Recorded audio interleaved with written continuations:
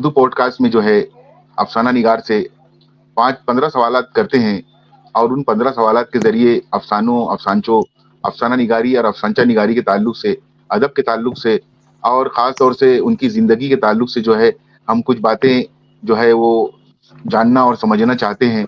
तो इस पॉडकास्ट की पहले सवाल में जो है मैं अनवर मिर्ज़ा साहब से उनके पस मंज़र के बारे में जानना चाहता हूँ और उनसे ये जानना चाहता हूँ कि वो किस शहर में पैदा हुए और कहाँ परवरिश पाई और साथ ही तालीमी और उनका जो काम, कारोबार और पेशा है, उस ताल्लुक से जो है उनका पस मंज़र क्या है, वो बताएँ? जी रेहान साहब,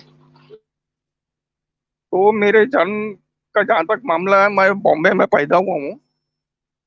बॉम्बे या मुंबई के कामा हॉस्पिटल में मेरा जन्म हुआ था और जन्म से अब तक मैं बॉम्बे में ही हूँ। वैसे मेरा आबाई वतन या मेरे वालिदैन का ताल्लुक लखनऊ से था, लेकिन मैं हमेशा यहीं रहा हूँ। कभी कभार लखनऊ आना जाना रहता है। और मेरी तालीम जो है मुंबई के अंजुमन इस्लाम अहमद सिलर हाई स्कूल से हुई है। उससे पहले वहाँ अहमद सिलर में मैं 5वीं जमात से गया था। उससे पहले मैं प्राइमरी स्कूल में पढ़ता था। वो स्कूल था कुर्ला में, मुंबई का एक मज़ाफ़ात है। तो प्राइमरी कुर्ला में था, उसके बाद मैं बॉम्बे शिफ्ट हो गया था। मेरे नाना वहाँ रहते थे, तो फिर मैं चला गया वहाँ अहमद सेलर में। वहाँ मैंने तालीम हासिल की और फिर लिखने पढ़ने का सिलसिला शुरू हो गया।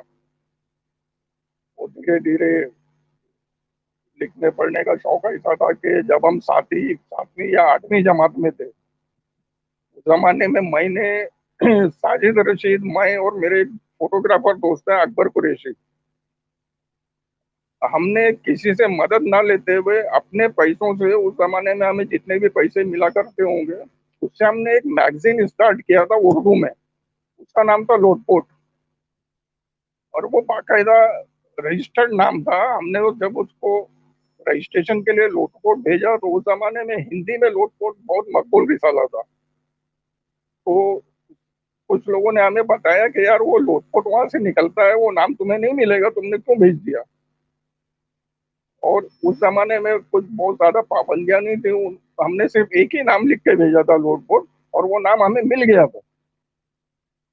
तो हम बड़े खुश हुए और रिसाला शुरू कर दिया। और वो रिसाला, क्योंकि उसके मेन काम साजिद रशीद करते थे, वो बड़ा मकबूल हुआ। जब उर्दू में उस तरह का कोई रिसाला हुआ नहीं करता था, वो टोटली, तो बोले ना, मजाहिया, तंजिया मजाहिया, ये एक कॉमेडी टाइप का मैगजीन था। उसमें सब हंसी मजाक होता था, बस कहानियां भी वैसी होती थी। तो वो बड़ा हिट हुआ था। बट वो हम उसको 6-8 महीने से ज्यादा चला नहीं पाए, क्योंकि हम उस पोजीशन में नहीं थे कि उसको फाइनेंशियली, अगर हमें कुछ सपोर्ट होता तो शायद वो बहुत ज्यादा कामयाब हो जाता। और मसला ये भी था कि हम उस जमाने में स्कूल में जेर तालीम थे। हम 7वीं या 8वीं जमात में थे। बहरहाल उसके बाद ये सिलसिला चलता रहा, मैं अखबारों से जुड़ गया। और अखबारों के बाद फिल्मों से जुड़ गया, रामानंद सागर साहब के पास पहुंच गया। वहाँ अलिफ लैला में काम करने की कोशिश की, तो वहाँ इसमें उशरूपा का काम मिल गया और मैं उनसे जुड़ गया। उसके बाद मैंने काफी लिखा अलिफ लैला उनके लिए, शायद 100-150 एपिसोड लिखे अलिफ लैला के। लेकिन वो अलिफ लैला सब टीवी पे आता था बाद में, उसका सेकंड रन चला था जब। तो ये है, अगर और आप कुछ जानना चाहें तो मैं, याद आएगा तो बता दूं। जी, जहाँ तक मैगज़ीन का ताल्लुक है, तो आप 30 साल से गुलबुटे के साथ भी जुड़े रहे। उसी तरीके से हाँ जो है गुलबेटे हिंदी जो है वो भी शुरू हुआ, तो वो उसके साथ भी आप जुड़े रहे और साथ ही साथ आप जी। गल्फ कंट्रीज में भी रहे और वहाँ पर भी हाँ, सहाफत और ग्राफिक्स से। हाँ, ये मैं बताना भूल गया कि ये जो मेरा जरिए मार्च का जो मामला था, मैं फिल्मों में जाने से पहले, मैं असल में, जब मैं अखबार में था, मैं ब्लिट्स में था। लेकिन मैं उर्दू प्लेट में नहीं था, मैं उनका जो दूसरा था हिंदी अंग्रेजी और मराठी वाला जो सेक्शन था उसमें मैं था, क्योंकि मैं उस जमाने में मैं लिखता नहीं था, मैं एज ए डिजाइनर था वहाँ, जिसको लेआउट आर्टिस्ट बोलते हैं। तो प्लेट में मैं एज ए लेआउट आर्टिस्ट रहा हूँ, काफी सालों का काम किया। बट शायद 84 या 85 में मैं सऊदी अरब में जद्दा चला गया था। वहाँ 2 साल में रहा, वहाँ भी मैं ग्राफिक आर्टिस्ट के तौर पर गया था। वहाँ कमर्शियल जॉब होते थे, वहाँ मैंने काम किया। फिर 1 साल उसी सिलसिले में अलखबर में मैं रहा, मतलब इस तरह 3 साल वहाँ काम करता रहा। फिर वहां से जब मैं वापस आया तो तब मैं फिल्म और टीवी की तरफ चला गया। एक और ये बात मैं बता दूं, अब मेरे जो ग्राफिक डिजाइनिंग का करियर है, मैंने उर्दू, हिंदी, इंग्लिश, मराठी, गुजराती, इन तमाम जबानों में एज ए लेआउट आर्टिस्ट काम किया है। और मैं सिनेब्लिज और ब्लिट्ज में तो मैं था ही, तो उसी वजह से मैंने कुछ अर्सा सिनेब्लिट्ज एक मैगजीन फिल्मों का निकलता उसमें काम किया कुछ दिनों। सोसाइटी और या जेंटलमैन टाइप के कुछ, मतलब ऐसा काफी मैंने काम किया, काफी एक्सपीरियंस रहा। और आजकल के जो मशहूर टीवी एंकर हैं रजत शर्मा, शायद इंडिया टीवी में है, मैं उनके साथ काम कर चुका हूँ संडे ऑब्जर्वर नाम के अखबार में। वहाँ खुशवंत सिंह के साहबजादे जो हैं वो एडिटर हुआ करते थे। ये तो बिल्कुल नई बात पता चली कि अल्हम्दुलिल्लाह आप रजत शर्मा साहब जी के साथ भी काम कर चुके हैं। और रजत शर्मा आपकी अदालत से जब दूरदर्शन पे आए उसके बाद से उन्होंने जो है वो शोहरत और बुलंदी हासिल की। बहरहाल आपके काफ़ी वेब सीरीज़ भी जो है वो शुरू है, बच्चों के लिए भी आपने काफ़ी वेब सीरीज़ लिखी है, शॉर्ट फ़िल्में लिखी लिखी है। तो बहरहाल ये ऐसा बहुत कम होता है कि कोई अदीब जो होता है वो इस तरीके से फ़िल्मों से भी जुड़ा रहे और साथ में अदब से भी जुड़ा रहे, साथ में बज़्म अफ़साना जैसा अफ़सानों का ग्रुप, अफ़साना निगार जैसा अफ़सानचे और अफ़सानों का ग्रुप भी चलाए और साथ ही साथ कई अखबारात के लेआउट डिज़ाइन करे और कई अखबारात के लिए काम करे, कुलबुटे जैसे मैगज़ीन के लिए काम करे। उसके बाद भी ऐसे बहुत कम होता है कि दोनों को बैलेंस किया जाता है। आपने बखूबी वो बैलेंस को बनाए रखा है। बहरहाल आप जो है आपके लिखने का जो सफ़र है वो किस तरीके से शुरू हुआ और लिखने का शौक आप में कैसे पैदा हुआ? और साथ ही पहला अफ़साना आपने कब लिखा और उस अफ़साने की कहानी बताइए? तो लिखने का जैसे मैंने बताया कि मैं ये लिखने के चक्कर में बचपन से ही पढ़ा हुआ था, बहुत किताबें पढ़ता था और खरीद के पढ़ता था, क्योंकि उस जमाने में मांगने का रिवाज इतना आम नहीं हुआ था। और लोग मांगते भी होंगे तो हमें नहीं पता था कि किससे मांगना चाहिए, तो हम खरीद लेते थे। तो पहली कहानी जो मैंने बच्चों के लिए लिखी वो लखनऊ से बच्चों का एक मशहूर रिसाला निकलता था कलियां, तो उसके सालनामा में मेरी पहली कहानी शायद हुई थी जो बच्चों की कहानी थी। उसके बाद ये सिलसिला चलता रहा, कभी चलता था कभी रुक जाता था।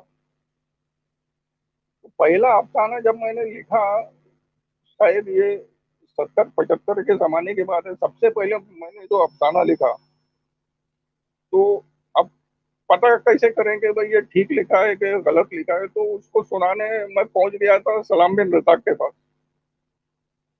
वो सलाम साहब जो है किसी तारुफ के मोहताज नहीं है, और वो शुरू से ही ऐसी शख्सियत रहे हैं कि वो हम जैसे नौमशकों से भी बड़ी मोहब्बत और शफकत से पेश आते थे।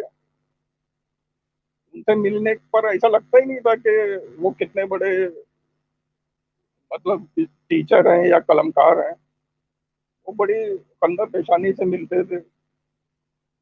और हम उस जमाने में फोन वोन का मामला था नहीं, हमको जब समझ में आता था पहुंच जाते थे। उस जमाने में मैं कुर्ला में रहता था और वो भी वहीं कसाई बड़ा एक इलाका में रहते थे, तो हम पहुंच जाया करते थे। मैं अफसाना लेके पहुंच गया, उनको सुनाया, तो अफसाना उन्हें पसंद आया।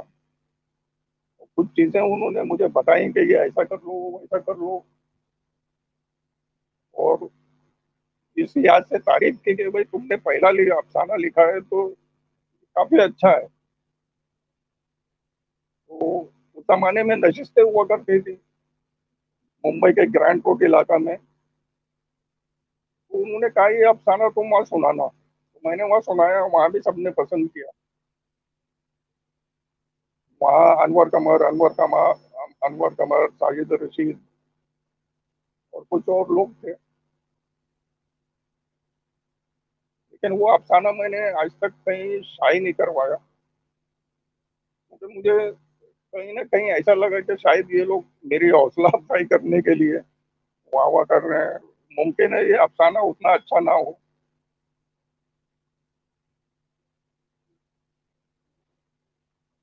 उसके बाद, उस अफसाने के बाद लेकिन मैंने लिखना नहीं छोड़ा।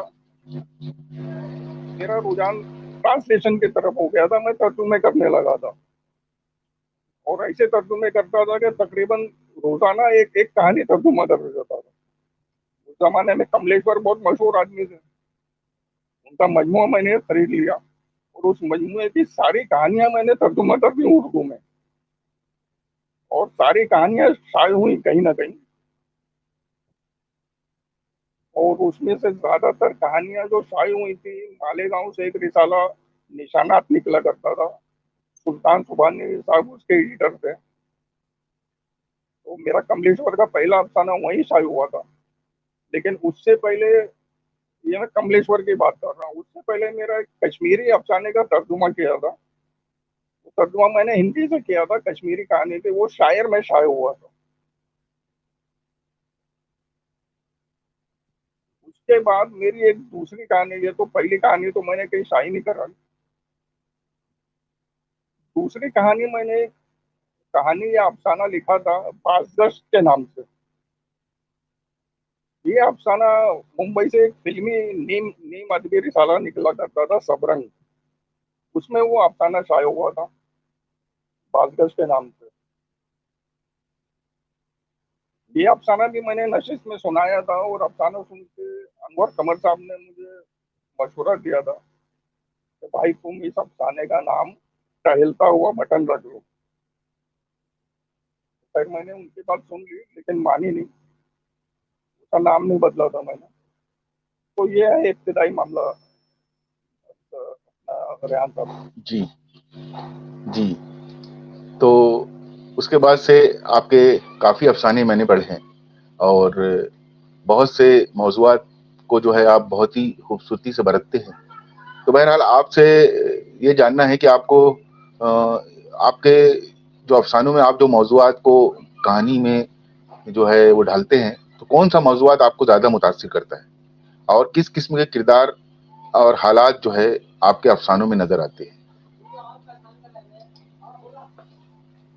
मौज़ूआत और किरदार का मामला ऐसा है रेहान साहब के, मैं इस बारे में ज्यादा नहीं सोचता हूँ।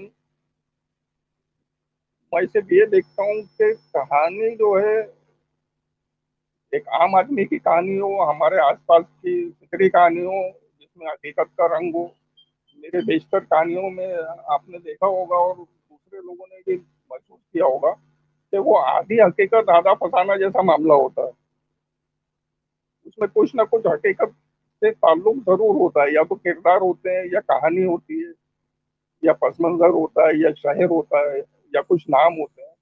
कुछ ना कुछ उसका हकीकत से ताल्लुक रहता है। मैं हकीकी किरदारों की कहानियां लिखना पसंद करता हूँ। और इंसानी जज्बात की कहानियां, आपने देखा होगा मेरी हर कहानी में मतलब बहुत ही ज्यादा इमोशनल एंगल होता है, इमोशनल बातें होती हैं। तो इंसानी जज्बात की तर्जुमानी मैं करता हूँ। उसको आप कह सकते हैं कि शायद यही मेरा मौजू है।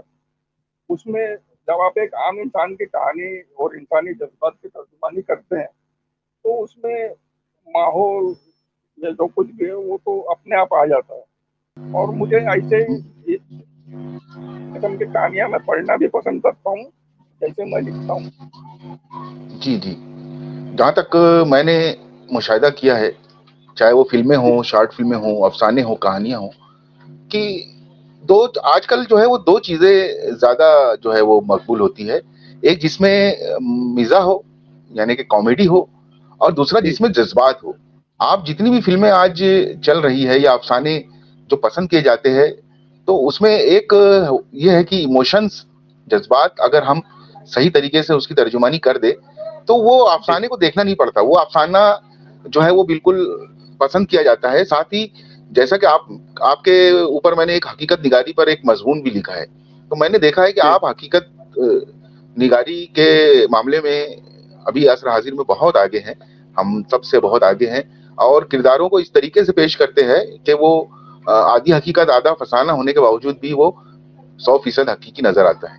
तो ये जो है जज्बात का जो, जहां तक आपका इमोशंस है, बहुत जबरदस्त भरपूर तरीके से जो है वो ला पाते हैं आप। तो मैंने देखा है। खैर, अभी अलग अलग तरीके से लोगों का लिखने का जो अमल होता है, तख्लीक का अमल होता है, जी तो जी आपकी इतनी बिजी और इतनी मसरूफियत से भरी हुई जो आपकी लाइफ है, उसके बावजूद भी आप अदब को भी वही मतलब वक्त दे पाते हैं। तो बहरहाल, इस सवाल के जरिए आपसे ये जानना है कि आप अफसाना लिखने का तरीका कार क्या है आपका, ताकि नए लिखने वालों को थोड़ा सा जो हिंट्स मिले कि वो किस तरीके से आप अफसाना लिखते हैं, और क्या कोई खास वक्त होता है या कोई माहौल होता है कि जब आप अफसाना लिखते हैं।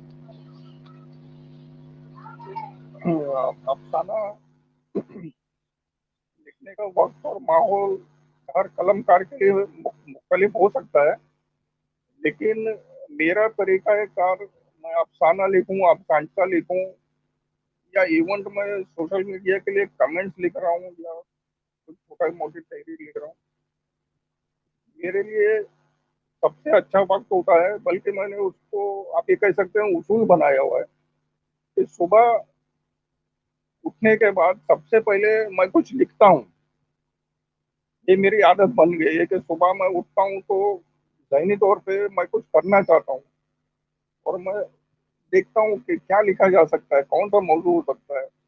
कोई एक लफ्ज भी मुझे इंस्पायर कर देता है कि अच्छा चलो ये इस पे कुछ लिखते हैं।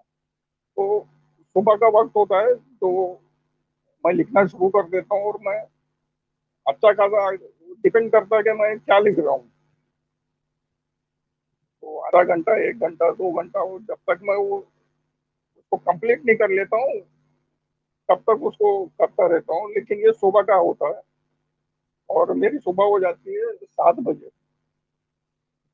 तो सबसे पहले मैं लिखने का काम करता हूँ, उसके बाद दूसरे काम करता हूँ। शायद इसीलिए मुझे वक्त मिल जाता है कि जब आपकी जिंदगी के दूसरे तमाशे शुरू हो रहे हैं, उससे पहले आप अपना अदब या लिखने का काम कर लें, तो उसके बाद तो वक्त मिलना मुश्किल होता है।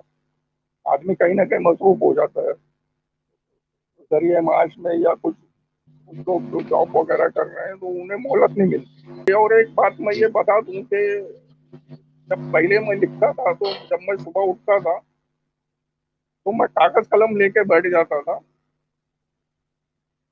और उस जमाने में मेरे पास टेबल कुर्सी नहीं था, तो मैं जिस पलंग पे बैठता था उसी पे कातिबों की तरह अपनी कॉपी या लॉन्ग बुक लेके बैठ जाता था, और कलम से जो भी लिखना है लिखता चला जाता था। अब वक्त बदल गया, अब मैं जो भी लिखता हूँ कंप्यूटर पे लिखता हूँ, सुबह उठते ही कंप्यूटर पे बैठ जाता हूँ। सही है।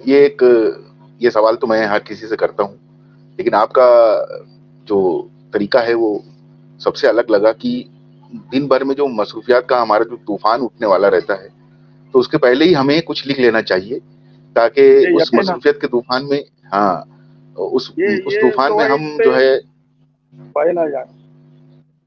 जी जी जी, तो बहरहाल ये मुझे आपके मुझे पसंदीदा, लगता है ज्यादातर लिखने वालों को ये तरीका अपनाना चाहिए। उस काफी कारगर हो सकता है कई लोगों के लिए।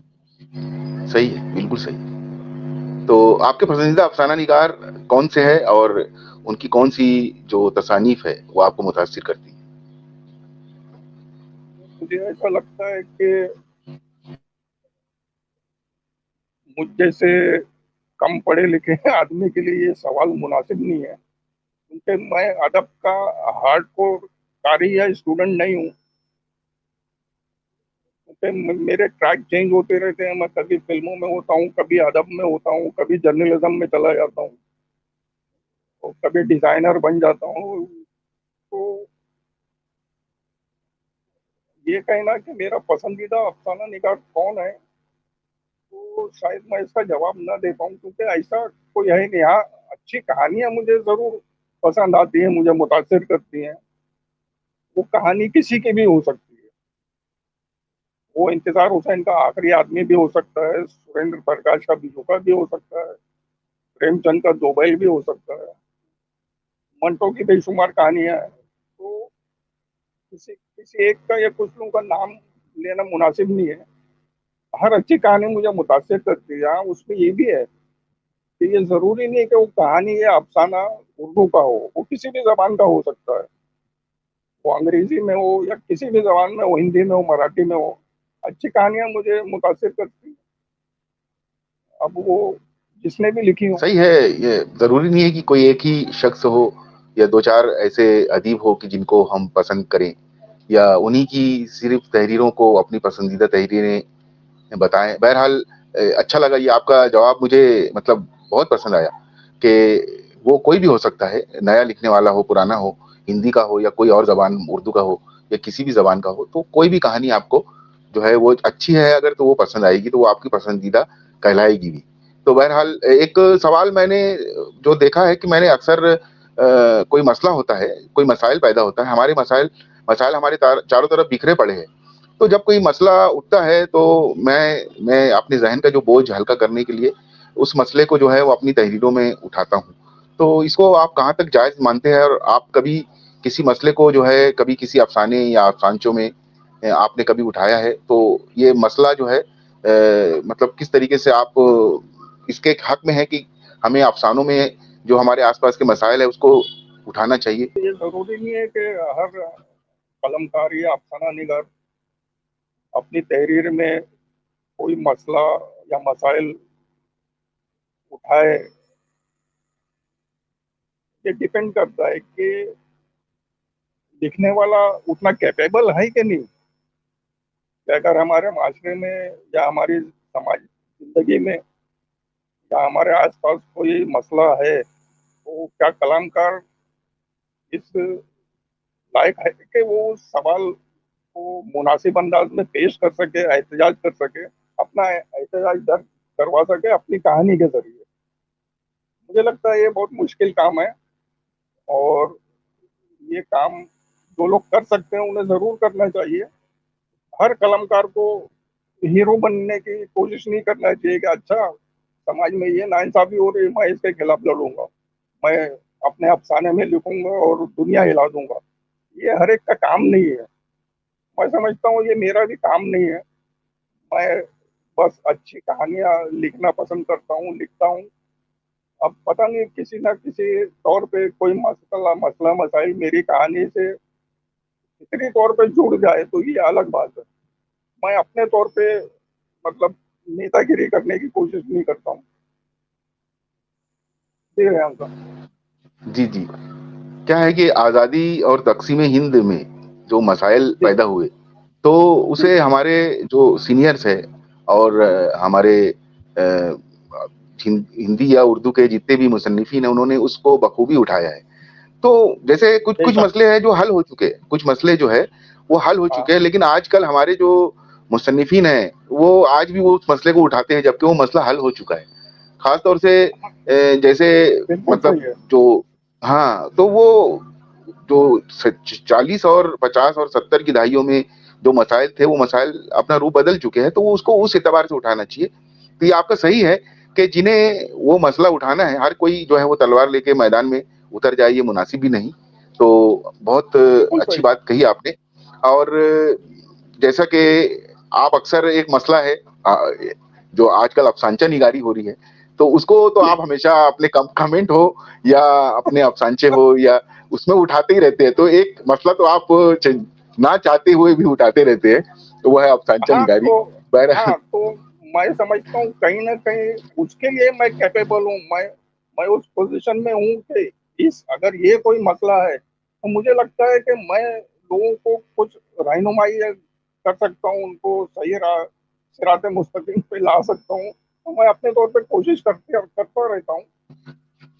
नहीं, उसका असर भी होता है। आप ये जो मसला उठाते हैं, चाहे वो कमेंट के जरिए हो या अफसानचों के जरिए हो, तो वो उन मसाल वो जो कहीं न कहीं लिखने वालों पर वो फ़र्क पड़ता है। तो ये आपका अच्छा है कि मेरा आप ये मकसद इस भी यही तरीके के रहता मसले को है, मेरा मकसद भी यही रहता है कि भाई तंजिया मज़ाहिया अंदाज में हंसते खेलते लोगों को कुछ सिखाया जाए, और अगर कुछ लोग सीख सकते हैं, कुछ उससे हासिल कर सकते हैं, तो बड़ी अच्छी बात है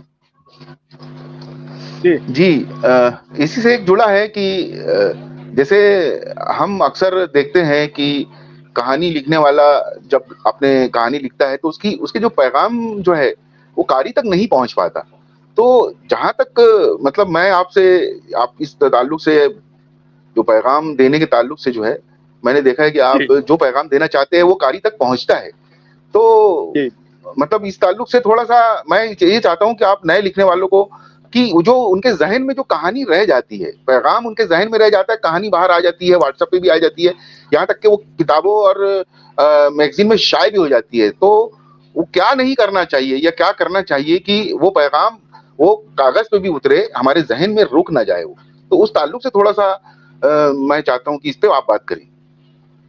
ये बिल्कुल सही कहा आपने कि जो मौजूदा दौर में, क्योंकि जहाँ तक अफसानों का ताल्लुक है, ये मौजूदा दौर का मसला है, और आजकल जो लोग लिख रहे हैं उनका मसला है। वो जो कुछ भी लिखते हैं वो क्या कहना चाहते हैं, वो बात पढ़ने वाले तक, कारन तक नहीं पहुंच पाती है।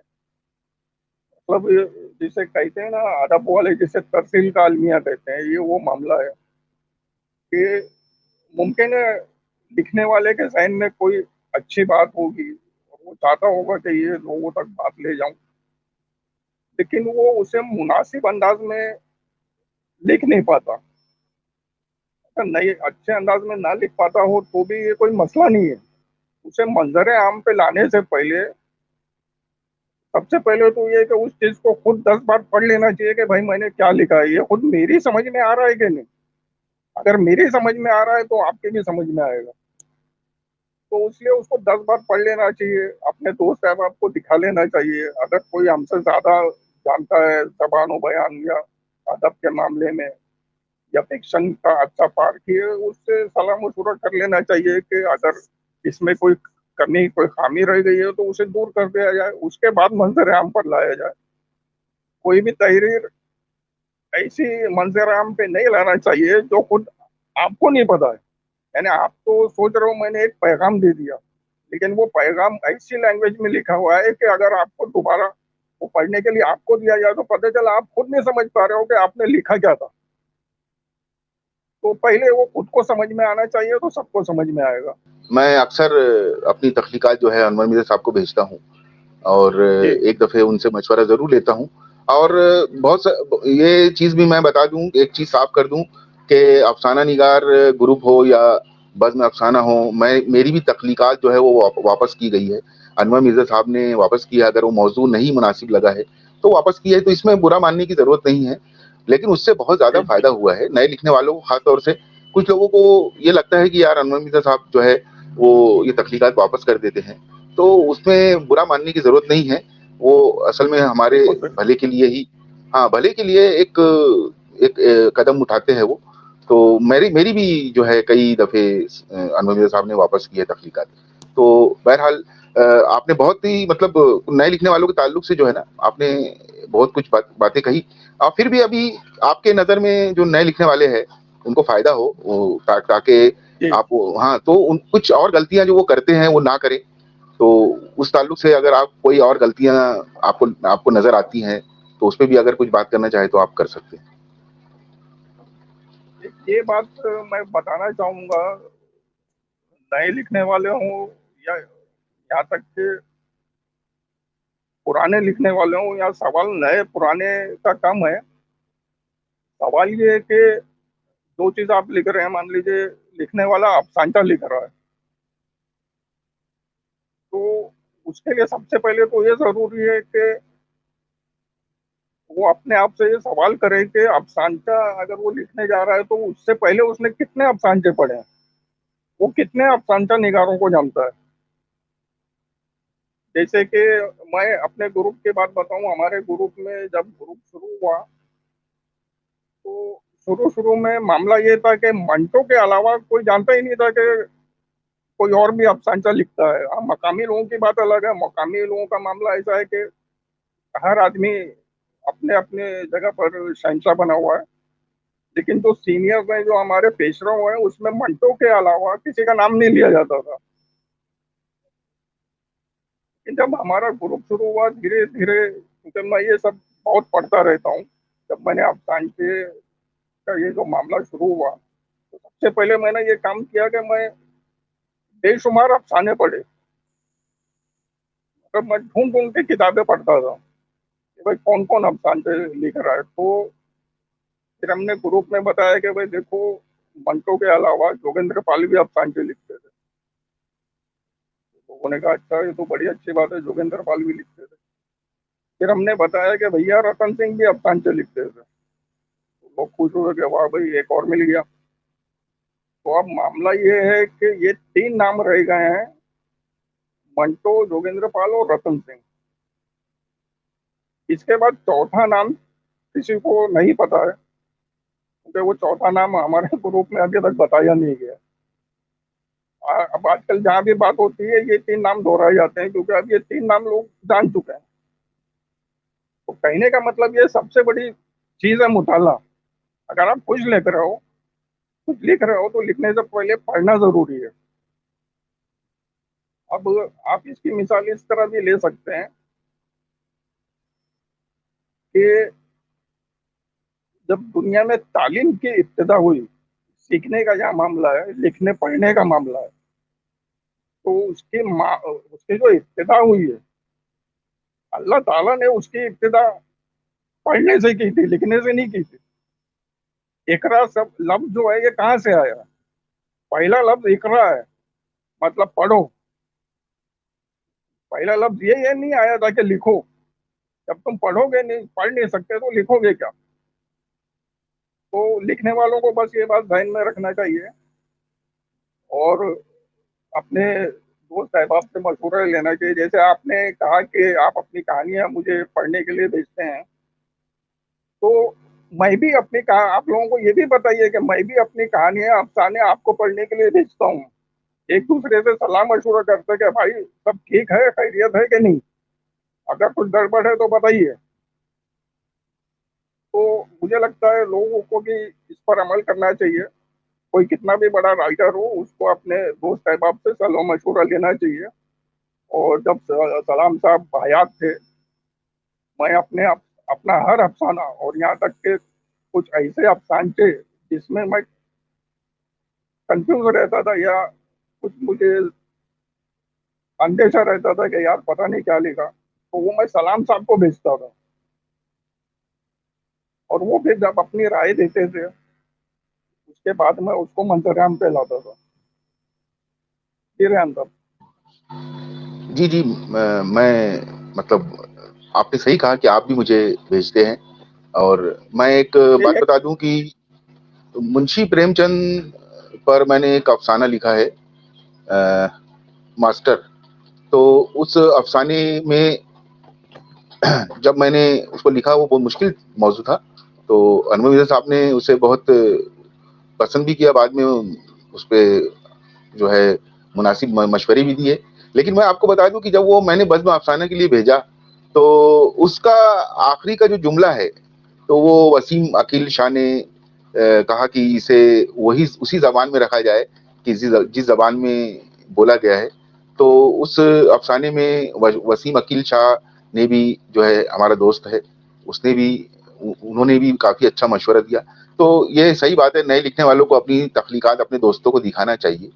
तो ये कुछ बातें हम अगर समझें हमारे सीनियर से, तो हमारी लिखने में निखार पैदा हो सकता है। बहरहाल, अब यकीनन। आपके आइंदा जो मंसूबे हैं, तो वो क्या हैं आपके? क्या आप किसी नई किताब या अफ़सानों के किसी मजमूए पर काम कर रहे हैं? और आपकी आइंदा जो मंसूबा है, मैं अपने देखने वालों को बता दूँ कि अनवर मिर्ज़ा साहब की एक किताब है कि जिसमें उनकी एक एक सफ़े पर एक कहानी है, और उसी के सामने एक सफ़े पर जो है उस कहानी से जुड़ी हुई एक तस्वीर रहेगी। गालिबन ये हिंदुस्तान में अपने नौइयत की मतलब मेरे ख्याल से तो मेरी नज़र से नहीं गुजरी है।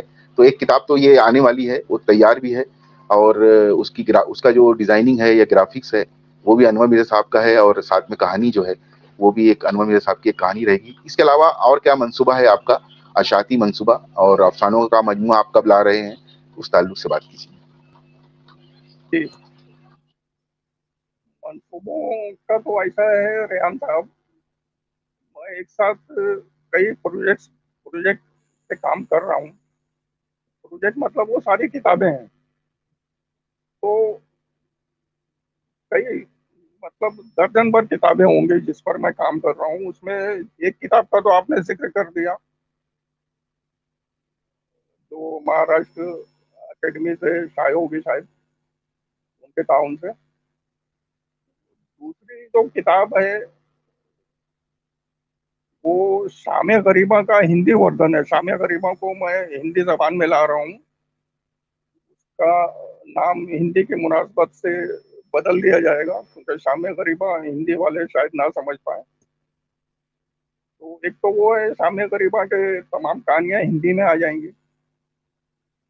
इसके अलावा मैंने एक किताब तरतीब दी है, अपने जो डॉक्टर साहब है रियाज तौहीदी साहब, उनके मुंतखब अफसानों की एक किताब मैंने तरतीब दी है, वो आने वाली है। उसका काम तकरीबन पूरा हो चुका है। इसके अलावा एक किताब है, उसमें हमारे जो एक सीनियर राइटर थे, मतलब जिन्हें मुबस्सिर या नक्काद कहा जा सकता है, निसार अंजुम साहब थे। उन्होंने कुछ उनकी 12-15 कहानियों पे उन्होंने बड़े अच्छे तबसरे तस्वीर किए हैं, उसको मैं किताबी शक्ल में ला रहा हूँ। इसके अलावा यासुफ रहमान साहब हैं, जो हमारे सीनियर अदीब हैं, उर्दू पे बड़ी अच्छी कहानियां वगैरह लिखते हैं। उनका एक नावल है ढोली ढोली दगड़ू डोम, वो उर्दू में शाये हो चुका है। उसका मैंने हिंदी ट्रांसलेशन किया है, उसे मैं खुद शाये कर रहा हूँ, वो उसका पूरा काम हो चुका है। अफसानों का मजमू का मामला ऐसा है कि मैं सबसे पहले बड़ा मेरी मुश्किल ये है कि मैं कुछ भी जो है जबरदस्ती नहीं लिखता हूँ। हालांकि मैं लिखना चाहूँ, मैं 15 दिन में 15 अफसाने लिख के अपना मजमू ला सकता हूँ। लेकिन मुझे ऐसा लगता है कि इंसान किसी भी इंसान को अपनी रुसवाई का सामान खुद नहीं पैदा करना चाहिए। तो जब ये अफसाने जितने लिखे हैं, शायद मैंने 5-6 अफसाने लिखे हैं, और 5-6 लिख लूँ तो किताब लाने के बारे में सोचूंगा। और जी। काफी दिनों से मैंने कोई अफसाना लिखा के लिए, मुमकिन है मैं जल्दी कोई नया अफसाना लिखूं। तो उसके किताबों मजमूआ लाने के लिए अफसाने होना चाहिए मुनासिब तादाद में, और वो अफसाने इस लायक होना चाहिए कि आप उसे मंजर आम पर ला में सकें। आप हमेशा उसको तंज और मिज़ा के जो है वो चाशनी में डुबो कर जो है वो अपनी तनकीद पेश करते हैं। तो बहरहाल तनकीद के ताल्लुक से थोड़ा सा आप आजकल जो तनकीद हो रही है उस ताल्लुक से आपका क्या कहना है? साथ ही जब आपके अफसानों पर या अफसानचों पर तनकीद की जाती है तो आपका क्या रद्दमल होता है, और हमारे नए लिखने वालों को क्या रद्दमल पेश करना चाहिए? साथ ही क्या आप तनकीद को अपने काम में बेहतरी के लिए इस्तेमाल करते हैं, और नए कलमकार तनकीद को किस तरीके से ले, उस ताल्लुक से जो है वो अपनी बात रखें। जी रेहान साहब, तनकीद का जहाँ तक मामला है, मेरी कहानियों का या मेरी अफसानों या अफसानचों का मामला है, तो मतलब मैं इस मामले में अपने आप को बहुत खुशनसीब समझता हूँ।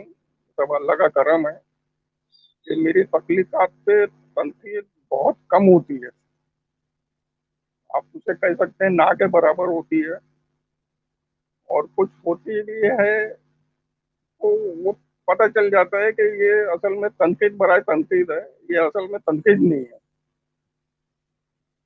तो ये बहुत अच्छा तजुर्बा रहा है मेरे साथ कि ज़्यादातर जो है मेरी तख्लीकात को, अफसाने हो या अफसानचे, को पॉजिटिव रिस्पॉन्स ही मिलता है। ये मुमकिन है कभी कभी मैं मुझसे गलती हो जाए अफसानों में तो मैं गलतियां नहीं करता हूँ। कभी अफसानों में कभी कभार हो जाता है, मैं कोई कमजोर अफसाना लिख देता हूँ और लोग उससे तनकीद करते हैं तो मैं उसे एक्सेप्ट कर लेता हूँ, उसे तस्लीम कर लेता हूँ और लोगों को समझाने नहीं बैठ जाता हूँ कि नहीं भाई, मैंने जो लिखा है वो पत्थर की लकीर है, आपको कुछ आता नहीं है। अगर वो गलत अफसाना है या कमजोर है और या हो सकता है उसमें कहानी ना बन पाई हो, तो मैं उसे तस्लीम करके खामोश रहता हूँ। मैंने कभी किसी तनकीद पर जवाब देने या वजाहत करने की कभी कोशिश नहीं की। हाँ, कोई गलत एतराज करता है तो उसको मैं वादा या क्लियर करने की जरूर कोशिश करता हूँ। और सबको ऐसा करना चाहिए, सभी को करना चाहिए कि तनकीद को मस्बत तौर पर लेना चाहिए कि भाई अगर कोई तनकीद कर रहा है, कोई ये कह रहा है कि भाई तुम्हारी कहानी में कहानी नहीं है, तो कलमकार को खुद उसका एहतसाब अपना करना चाहिए कि भाई ये जो तनकीद निगार बोल रहा है ये सही बोल रहा है या नहीं।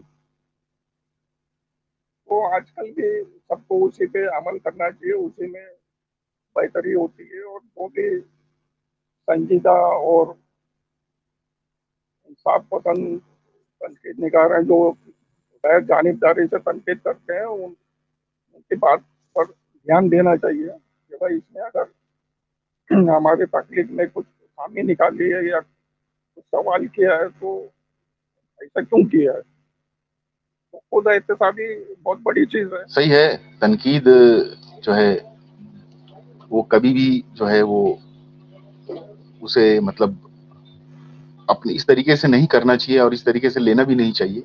अगर आपको लगता है, जैसे आपने कहा, वो सही बात है कि वो अच्छी बात नहीं है कि कहानी हम समझाने बैठ जाते हैं या कुछ जब नहीं मिलता तो हम बोलते, एक मिसाल देते हैं कि हकीकत में हमारे यहाँ ऐसा हुआ था इसलिए मैंने लिखा, तो वो सब। सच्चा वाकया। हाँ, सच्चा वाकया बोल के तो वो जो है वो कोई मतलब नहीं है। जब तीर निकल जाता है या सांप निकल जाता है और लाठी मारने से कोई फायदा नहीं होता। बहरहाल जो माशरती मीडिया यानी कि सोशल मीडिया है, और सोशल मीडिया पे अल्हम्दुलिल्लाह कोरोना के पहले लॉकडाउन के दौरान जो है वो बज़्म अफ़साना शुरू हुआ।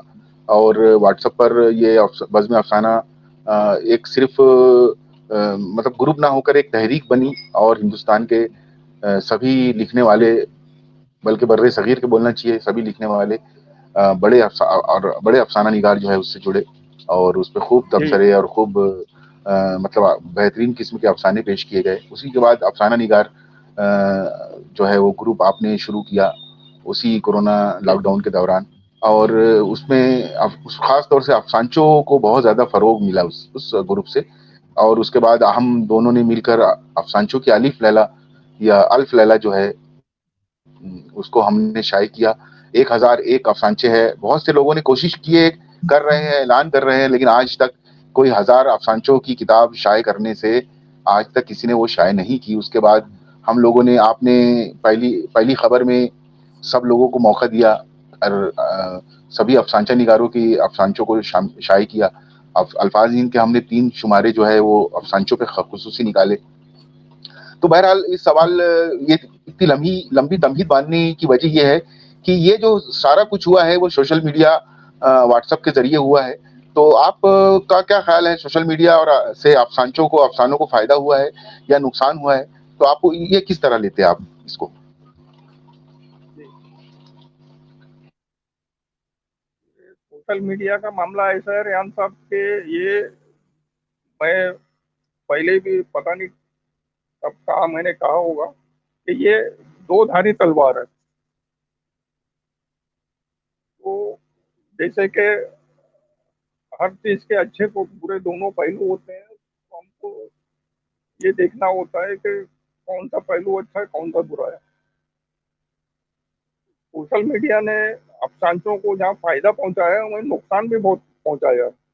बल्कि एक तरह से देखा जाए तो नुकसान ज्यादा पहुंचाया है अफसानचों को सोशल मीडिया ने। अच्छा, सोशल मीडिया भी खासतौर पे फेसबुक, व्हाट्सएप तो अफसानचों को कहा जाए कि अफसानचों का कुछ ज्यादा कुछ बिगाड़ नहीं पाया, लेकिन जो डैमेज फेसबुक ने किया है या फेसबुक की वजह से हुआ है, वो मतलब उसका मतलब भरपाई करना, उसको ठीक करना मुश्किल है। क्योंकि व्हाट्सएप ग्रुप जो है बहुत ही गिने चुने हैं जो अफसानचों को पेश करते हैं, या कुछ जनरल ग्रुप हैं जहाँ गलती से अफसानचे लोग शेयर कर देते हैं या पोस्ट कर देते हैं। लेकिन बाकायदा काम सोशल मीडिया पे अफसानचों का फेसबुक पर हो रहा है, और ऐसा नहीं कि वहाँ हर अफसानचा बुरा है या गैर मायारी या खराब होता है। वहाँ अच्छे अफसानचे भी कभी कभी नजर आ जाते हैं, लेकिन ज्यादातर वहाँ ये देखा गया है कि ऐसे लोग भी अफसानचे लिखने लगते हैं, बल्कि अफसानचे के नाम पे कुछ भी पेश कर देते हैं, सिर्फ इसलिए कि एक तहरीर के साथ हमारा नाम वहाँ आ जाएगा, उसके बाद लोग आके वाह वाह करते हैं।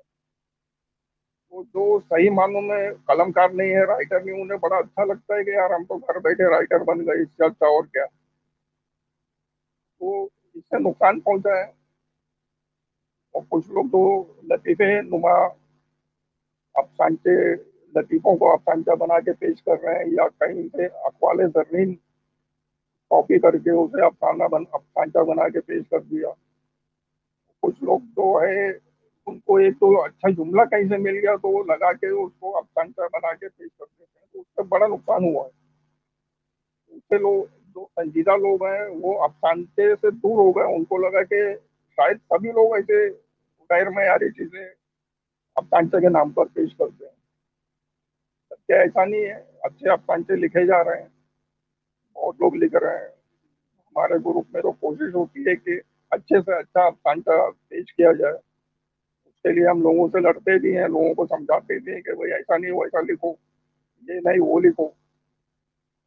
उसमें कुछ लोग समझ जाते हैं, कुछ लोग नाराज हो जाते हैं, लेकिन ठीक है, हम अपने तौर पे कुछ तो कर रहे हैं।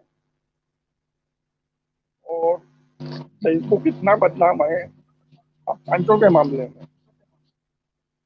तो मैं एक तो फेसबुक से मैं वैसे ही बहुत दूर रहता हूँ। मैं अपने अफसानचे फेसबुक पे पेश नहीं करता, क्योंकि वहाँ एक और मसला है कि आपको खराब चीजें पढ़ने के लिए अफसानचे के नाम पे मिल जाती हैं। वहाँ अपने अफसानचे पेश करने का एक और नुकसान ये है कि अगर आपने कुछ अच्छा लिखा है तो उसको चुराने वाले 10 बैठे हैं। वो एक तरह से वो इंटरनेशनल चोर बाजार है। वो आप कोई अच्छी तकनीक वहाँ पेश की कर लीजिए, 10 दिन बाद वो किसी और के नाम से घूम फिर के आपके पास आ जाएगी। जी रेहान साहब।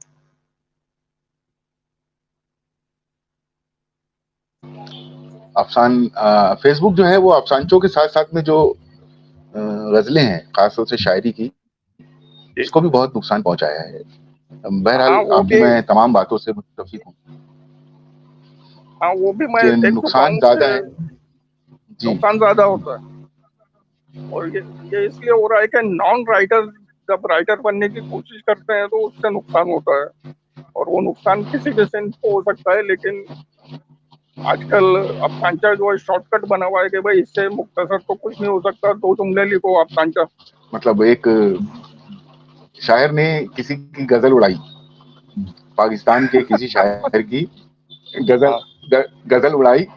अब उसमें अगर वो शायर का नाम अनवर है तो उसकी बहर और रेहान में इसकी बहर अलग है, इसका वजन अलग बिल्कुल है ना। बिल्कुल। अनवर दो दो है, रेहान वो दो दो एक है। तो बहरहाल उसने क्या किया कि उसकी गजल को उड़ाया और अनवर की जगह समझ लो उसने उसने रेहान रख दिया, तो वो पकड़ा गया। तो जिनको बुनियादी जो उसूल भी नहीं पता है, मैं अपने जो देखने वाले उनको बता दूं कि अनवर और रेहान का वजन दोनों का अलग है। आप अनवर बिल्कुल की सही जगह है। रेहान को नहीं बिठा सकते। तो इस तरीके के बहुत ज्यादा नुकसान हुए हैं। और अक्सर अफसानचों के ताल्लुक से भी यही होता है कि ये मेरा ख्याल है और ये ख्याल जो है मेरे से लिया गया है और उस पर चोरी का इल्जाम लगता है। तो मौजूआत के टकराव और इस तरीके के बहुत से गड़बड़ियां होती है। तो बहरहाल मैं इस बात से मुत्तफिक हूँ कि इस फायदा कम और नुकसान ज्यादा हो रहा है, और ये हमारे हाथ में है कि हम उसे किस तरीके से बिल्कुल। फायदे को बढ़ा सकते हैं। तो बहरहाल अब हमारा आखिरी सवाल है और इस सवाल में दरअसल हम जानना चाहते हैं कि आपकी नज़र में अफसाना निगारी, अफसानचा निगारी क्या है? ये दोनों फ़न के बारे में आपके नज़रियात, ख़यालात क्या हैं? और साथ ही अफसाना निगारी और अफसानचा निगारी का मुस्तकबिल आपकी नज़र में क्या है? सब जहाँ तक अफसाना निगारे का ताल्लुक है, तो अफसाना निगारी के मुस्तकबिल पर तो कोई सवालिया निशान है ही नहीं।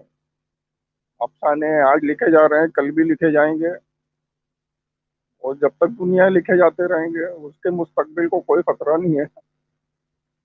अच्छे लिखने वाले आज भी लिख रहे हैं और कल भी आते रहेंगे। हाँ, अफसानचे के बारे में ये सवाल किया जा सकता है कि भाई अफसानचा निगारी का मुस्तकबिल क्या है। क्या अफसानचा निगारी आज की जा रही है, तो क्या वो कल रहेगी या नहीं रहेगी? अफसानचे कल होंगे या ना होंगे? इसके बारे में जरूर सवाल किया जा सकता है, और सवाल है, क्योंकि अफसानचा निगारी, मैं समझता हूँ, अगर मेरा हिसाब कुछ गलत नहीं हो रहा है, तो 77 साल हो गए, 77। हम अगर मंटो से इसकी इब्तिदा मान लें कि भाई मंटो अंकल ने अफसानचे लिखना शुरू किए थे सियाह आशे के तौर पे, तो 77 ईयर हो गए, 77 साल हो गए। तो ये एक बहुत बड़ा अरसा है। इस अरसे में तो अफसानचे को मकबूलियत या कबूलियत की जिस बुलंदी पे पहुंचना चाहिए था, वहां पहुंचता तो ये नजर नहीं आ रहा है। और इसमें ऐसा कि मैंने देखा है कि कुछ लोग अपने अपने तौर पे इसको कुछ बेहतर करने की कोशिशें कर रहे हैं, लेकिन उसके साथ साथ जो नॉन राइटर हैं, जो अफसानचा निगारी जिनका काम नहीं है, जो आरती या फर्जी अफसानचा निगार हैं, जैसे कि लॉकडाउन के पीरियड में आरती फर्जी अफसानचा निगार बहुत आए थे, क्योंकि उस दौर में किसी के पास काम नहीं था, सब घर में बैठे थे। तो जो लोग भी घर में बैठे थे और वो उर्दू जानते थे, और अल्लाह ने उनको एक मोबाइल दे दिया था, इंटरनेट दे दिया था, तो वो सबसे पहला काम ये कर रहा था कि वो अफसानचे लिख रहा था। और आप देखेंगे कि उस दौर के बेशुमार ऐसे आरती फर्जी जो अफसानचा निगार थे, वो आज आपको नजर नहीं आएंगे। वो लॉकडाउन के साथ आए थे, लॉकडाउन के साथ चले गए। अब जो जीनियन लोग हैं, संजीदा लोग हैं, सचमुच अफसानचा निगार है, वही रह गए। वो ईमानदारी से किसी उम्मीद पे अपना काम कर रहे हैं, अच्छा लिख रहे हैं। लेकिन ये है कि इसमें हम आप कितना क्या कर पाएंगे, लोगों को भी संजीदगी से, अगर वाकई अफसानचे फन को जिंदा रखना है, तो संजीदगी से काम करना चाहिए इस हिंद के बारे में। बिला वजह कुछ भी लिख के लोगों के पीछे नहीं पड़ जाना चाहिए कि हमने जो लिख दिया पत्थर की लकीर, तुम इसे अफसानचा मानो। ये सब काम नहीं करना चाहिए। जो अच्छा लिख रहे हैं उनकी हौसला अफजाई करना चाहिए, उनकी किताबें शाये होना चाहिए, उनके मजमूए आना चाहिए। और अल्फाज हिंद ने आपके सिलसिले में काफी काम किया, इवन लॉकडाउन में काफी काम किया। लॉकडाउन में एक खुद शुमारा निकाल दिया अफसानचों का, उसके बाद भी वो सिलसिला चलता रहा। फिर अब हम आप क्या कर सकते थे? हमने एक ऐसा काम कर दिया, हजार अफसानचों की जो अलिफ लैला है, वो एक नामुमकिन सा काम था। वो भी हमने उसी दौर में कर दिखाया कि भाई देखो ये भी हो सकता है।